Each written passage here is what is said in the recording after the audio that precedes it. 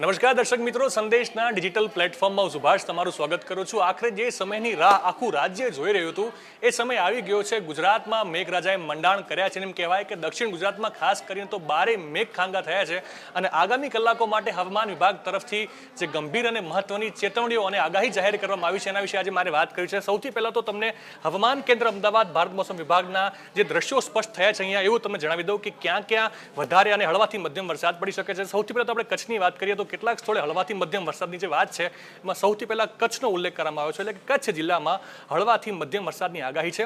અને જે આજે આખો તમને મધ્યનો જે ભાગ દેખાય છે ગુજરાતનો ત્યાં ઘણા સ્થળોએ હળવાથી મધ્યમ વરસાદ એટલે કે મોરબી, સુરેન્દ્રનગર, રાજકોટ, જુનાગઢ, ગીર સોમનાથ, અમરેલી, ભાવનગર એટલે એમ કહેવાય કે દક્ષિણ ગુજરાત એટલે કે સૌરાષ્ટ્રનો જે આખો પટ્ટો છે ત્યાંથી લઈને છેક વાવ, થરાદ, બનાસકાંઠા, પાટણ, મહેસાણા સુધી અને સાબરકાંઠાનો આખો જે મધ્ય ગુજરાતનો જે પટ્ટો આવી જાય છે તે છેક ઉપરથી લઈને દક્ષિણ ગુજરાત એટલે કે ગીર સોમનાથ સુધી જોડાયેલો છે। તેની વચ્ચે હળવાથી મધ્યમ વરસાદની આગાહી છે અને ક્યાં બારે મેઘ ખાંગા થવાના જે છે એ શક્યતાઓ દેખાઈ રહી છે। તો દક્ષિણ ગુજરાત જે છે આખું એ સવારથી જે છે મેઘરાજાએ ધબધબાટી બોલાવી છે એટલે કે વડોદરા, છોટા ઉદેપુર, ભરૂચ, નર્મદા, સુરત, તાપી, નવસારી, વલસાડ સહિત 6 ઇંચ, 7 ઇંચ અને 8 ઇંચ જેટલો વરસાદ ઓલરેડી જે છે એ ખાબકી ચૂક્યો છે। મિત્રો આજે વાત થઈ છે એ 3/7/2026 એટલે કે આજની વાત મેં આપણે કરી છે અને એ સિવાય જો આવતીકાલના ફોરકાસ્ટ જોઈએ કે આવતીકાલે ક્યાં ક્યાં છે મેઘરાજા મંડાણ કરી શકે છે અને ક્યાં ક્યાં મેઘરાજા ધબધબાટી બોલાવશે એના વિશે વાત કરું તો ફરી એકવાર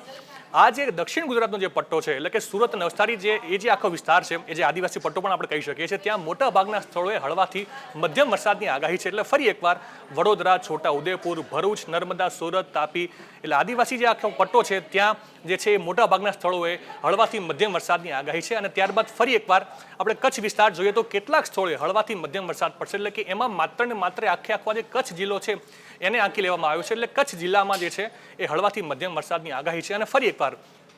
આજે જે પટ્ટો જે છે હું તમને વાત કરું જે પહેલાં પણ મેં જણાવ્યું કે ગુજરાતનો જે મધ્યનો જે આખો ભાગ છે એટલે ઉત્તર ગુજરાતથી લઈને ગીર સોમનાથના આખા વિસ્તાર સુધીમાં કે જેમાં જુનાગઢ, અમરેલી, ભાવનગર, દરિયાકાંઠાનો આખો પટ્ટો જે છે જે દેવભૂમિ દ્વારકાથી ભાવનગર સુધી આવી જાય છે એવા સ્થળોએ મધ્યમ વરસાદની જે છે એ આશંકાઓ સેવાઈ રહી છે। હવામાન વિભાગ તરફથી માહિતી આપવામાં આવી છે વાવ, થરાદ, બનાસકાંઠા, સાબરકાંઠા, અરવલ્લી એ આખો પટ્ટો જે છે ત્યાંથી લઈને સુરેન્દ્રનગર, અમદાવાદ, મોરબી સહિત અને છેક દરિયા કિનારાના તમામ પટ્ટા સુધી જે છે હળવાથી મધ્યમ વરસાદની આગાહી કરવામાં આવી છે અને આખું આ જે દ્રશ્ય છે હવે હું તમને હિન્દીના માધ્યમથી સમજાવું તો અહીંયા જે આખી એક સિસ્ટમ સક્રિય થઈ છે વરસાદની એમાં પણ સ્પષ્ટ જોઈ શકાય છે કે સુરત, વાપી આ જે આખો જે પટ્ટો છે દક્ષિણ ગુજરાતનો જે પટ્ટો છે અને બંગાળની ખાડીથી ઉપરની તરફ જે છે એ ચોક્કસથી વરસાદી પવનો દેખાઈ રહ્યા છે। એટલે એની સાથે સાથે પોરબંદર, જુનાગઢ, મહુવા, વેરાવળ, દરિયાકાંઠાના વિસ્તારમાં જે છે એ મેઘરાજા ધબધબાટી બોલાવવાના છે। એટલે આવનારા જે ચોક્કસ કલાકો છે એ ગુજરાત માટે અત્યંત ગંભીર કહી શકાય। એટલે એમ કહી શકાય કે જેની રાહ ગુજરાતની જનતા જોઈ રહી હતી એ મેઘરાજા ટૂંક જ સમયમાં ધબધબાટી બોલાવશે અને સારો એવો વરસાદ ગુજરાતમાં થઈ શકે છે એવી આશા છે।